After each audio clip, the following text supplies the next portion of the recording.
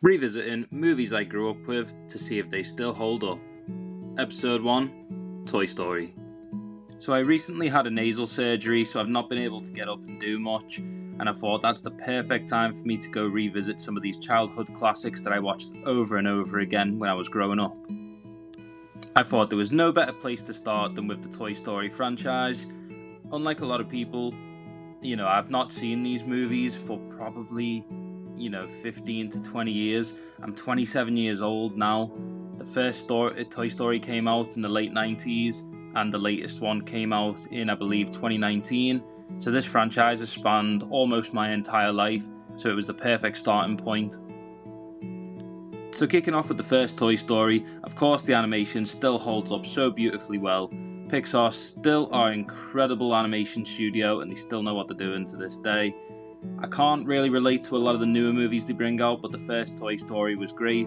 Great characters, great animation, great voice actors, great performances all the way through. What I will say is, though, this is one of them rare franchises for me, where the first movie, I'd say, is the least strong in the franchise. There's no bad movies in this franchise, in my opinion, but I'd rate this first movie a 7 out of 10. It's a good time, it's just, I think the later entries are a lot better. Toy Story 2. I love the introduction of Jessie. I love the introduction of Bullseye and the Prospector.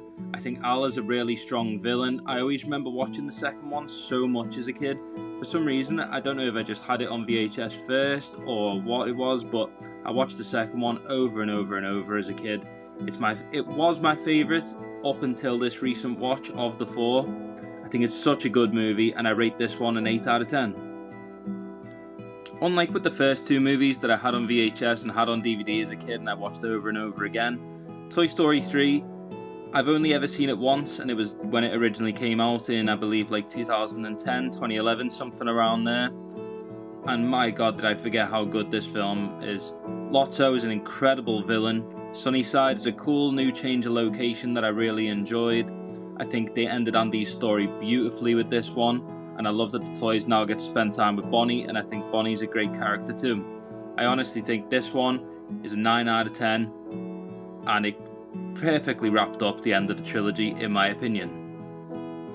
So now getting on to Toy Story 4, just like with Toy Story 3, I don't really have a big nostalgic tie to this one, as it did only come out, I think, 6 or 7 years ago, and I've only seen it once in the cinema with my friend. This one was really good, actually. I thought Gabby was a really good villain. I'd say my favourite villain after Lotso for sure. I loved the antique setting. It did feel a bit like scary and spooky for like a kid's film, and I really appreciated that, being a horror fan. I thought the new characters and the way they really made Bo Peep into such a strong independent character was great. I personally don't think there needed to be a Toy Story 4, and I personally don't believe there needs to be a Toy Story 5, as the story was perfectly wrapped up in 3. But for what this movie does give, it's fantastic. It's the animation, it's the best it's ever looked. The voice cast still give 110%. I love Forky, great comedic relief, great addition to the cast.